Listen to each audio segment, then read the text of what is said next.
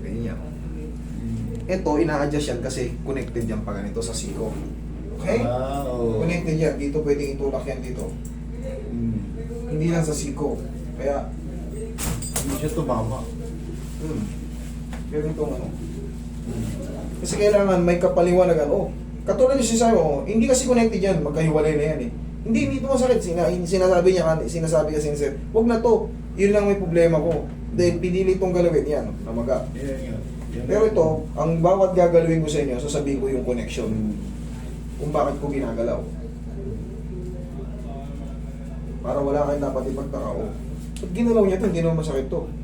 Pero hindi mangyayari yung pati ito sumakit na. Masakit na ito, pati ito sasakit hindi. Hindi mangyayari. Huwag niyo itukot sir. Yan, hindi lang natin.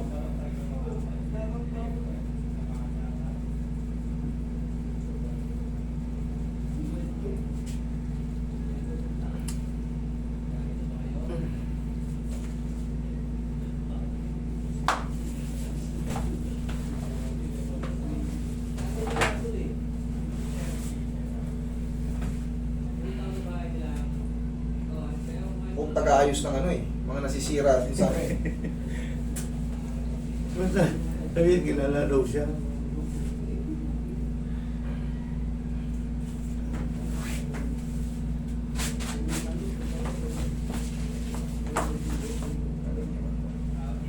Yung pagdiretso sir, hindi pa yon, pero yung maaabot, baka sakali, yan na yun. Relax na. Ito naman, bakit ko gagawin yung leg nyo? Tandaan nyo, itong cervical, lahat po ng mga spinal nerve yan pa ganun. Yung pababa. Kaya kung may sumasakit dyan sa inyo, dito, ititrace yan sa main source. Okay? Relax na.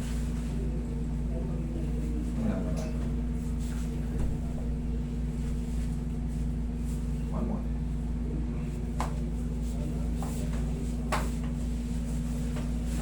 Okay, pangalawa.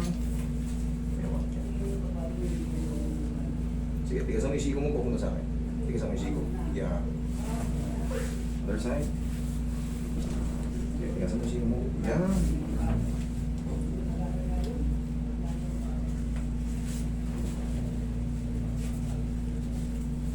Tiga kang patagilid, sir. Bakit mo muna yung shoes? Parang pakaramdam mo lang kasi pantay siya. Dito mo yan malalaman sa edge ng yung mga daliri sa... Ay, hindi ba siya? Baka masakit na yung tuhod mo. Pagka doon, masakit yun talaga. Okay, ito yung nani natin. Pero, base rito sa assessment natin, hindi naman mahaba. Hindi ba? Talagang merong umahaba niya sir, pero sa'yo hindi. Pakiramdam mo lang.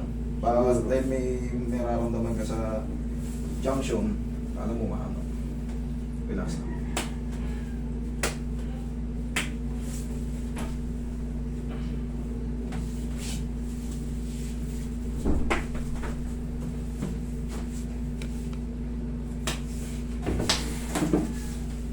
Lumilit nga yung isang dito niya. May kyo.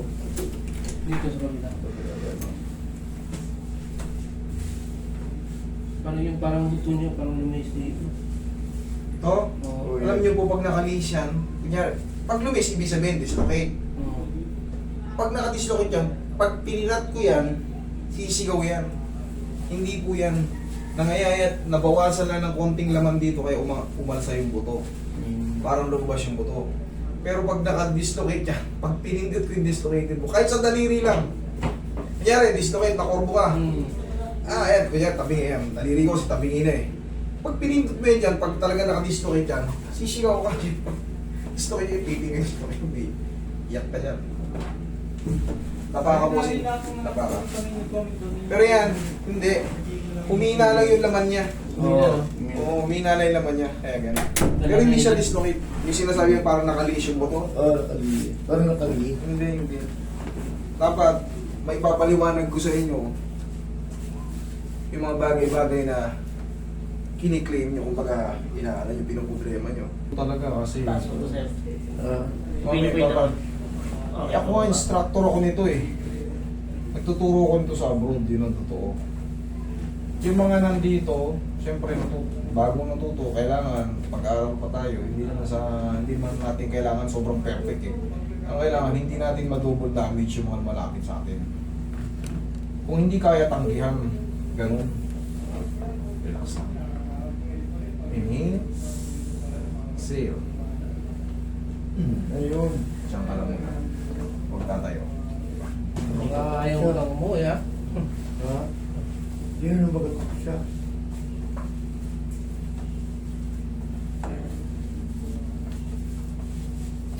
Sir, yan, maga pa yan. Ang maaasahan nyo lang muna dyan, yung baga nito. Unti-unti yan. Yun siya. Ngayon, chichikin natin ulit. Unti-unti natin ano. Kasi yan, linggo pa lang eh. Normally, magre-retaliate yung swelling. Tapos yun dito ko, hindi ako makalingon. Abang ka lang ng mga 1 week. Yan, recover na ulit yan. Recover na ulit yan. Kumbang, Wala na, wala na ito. wala. Pusing. Kailangan yung maramdaman mo rito sa leeg. Kailangan kahit pa paano yung pain ganito, mga lahagi siya. O kaya mas maliit pa nga.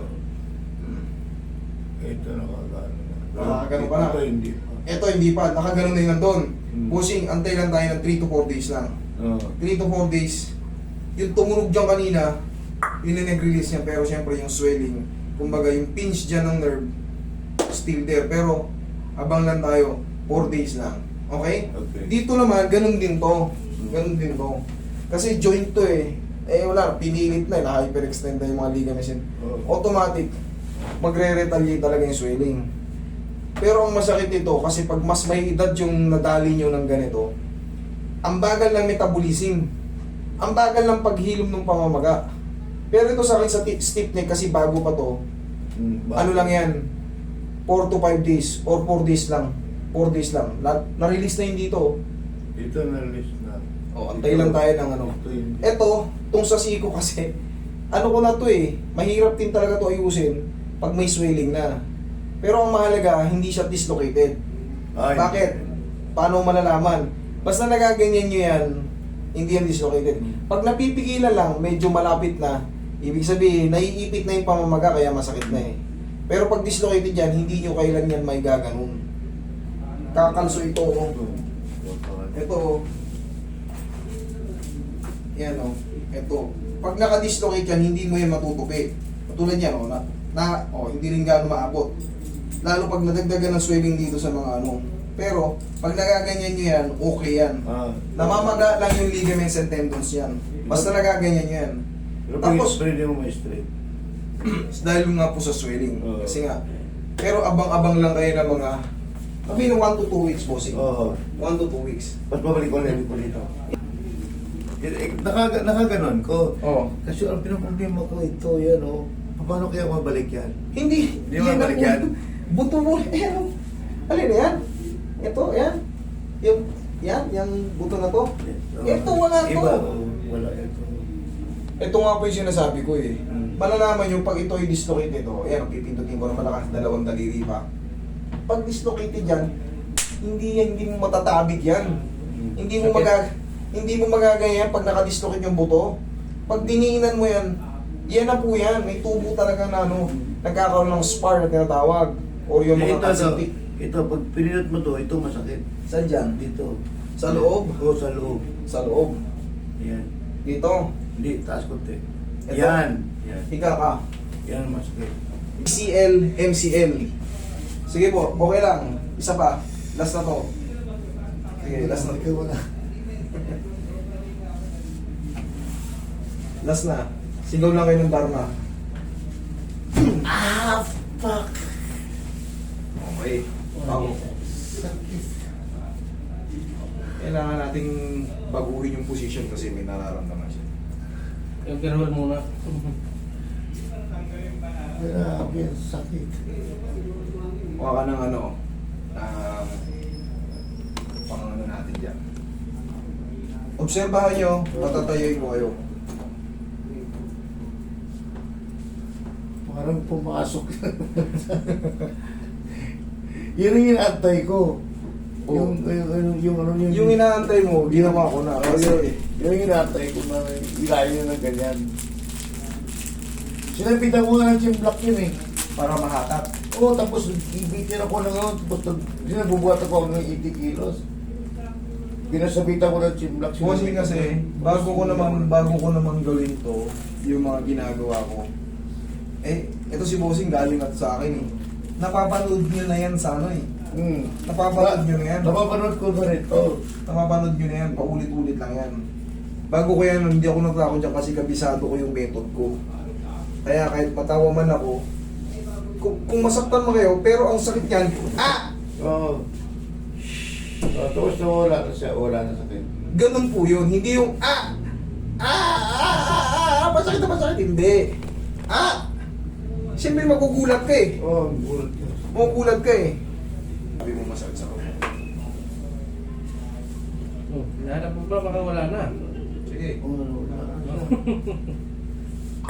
O, lakad ka. Tingnan natin. Kasi kanina sumigaw ka na napakalakas eh. Tingnan natin. Okay, sige, lakad ka. Uy, lumagat ako ulit. Oh. Hindi, walang problema. Walang magutok. Basta walang pain. Oh. Wala, wala. Wala. Wala. Thank you, Lord. Yun ang pinakamasakit, yung dalawang ngingina mo. O, ngayon. Oh. Oh. Oo, nawala na siya. Ganun talaga eh. Yun ang method natin eh. Okay, pero nakita niyo na ba yung Ito, katapusan? wala na siya. Oh. Yung pinaka-end. Yun yung hinati ko na gaganyan na niya. Kaya na, bossing. Oo.